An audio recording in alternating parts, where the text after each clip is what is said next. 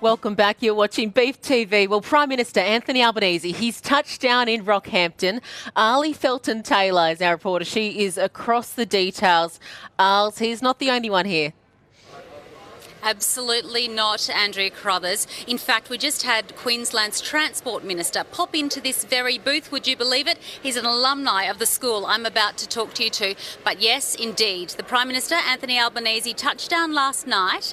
He didn't come empty-handed in the sense that there is some $519 million for a revamped future drought fund. Now, I've just nipped across to see AgForce, which of course is Queensland's state lobby group. They say this is good news. This is a handout, not a handout. So a hand up for farmers, graziers, the livestock industry, not a handout. They're very pleased with it.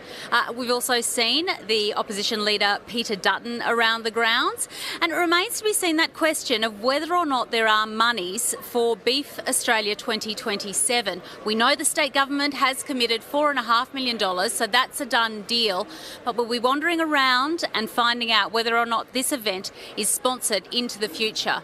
So while the politicians are roaming the grounds, and as we say, a Polly's paradise here at Beef Week, it's a well-worn cattle pad, if you will, to this part of the world, to this amazing event. There are some other heavy hitters here, and I'm going to take you and invite you into the Walter Pearce pavilion where we are now, where we're talking to some heavy hitters in the education world.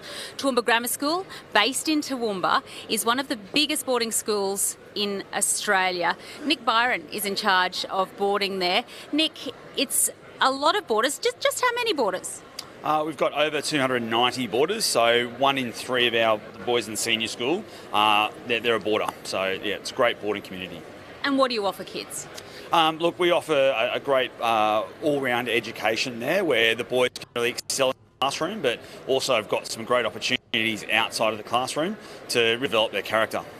Fantastic. We've got Henry, who looks after the young boys in Corfe House. Henry, fantastic. Yeah, so Corfe House is our transition house. So as you can understand, moving away from home for anyone is a really daunting experience. But when we're looking at 11 and 12-year-olds, it's a huge process. So we've got Corfe House in there just to offer that support and nurture those boys and give them the skills and values to move on and have a really positive boarding experience. Thank you very much, Mr. White. We've also got Mitchell Payne here as well. Hello, Mitchell. I will have to throw back to the studio now, back to Andrea and Lindsay. We'll be coming to you on the hour every hour, and we'll find out a little bit more about what these federal politicians have put on the table for us. Back to you. If I'm correct, you might have a child at TGS. Are you getting some cheap school fees for this or what?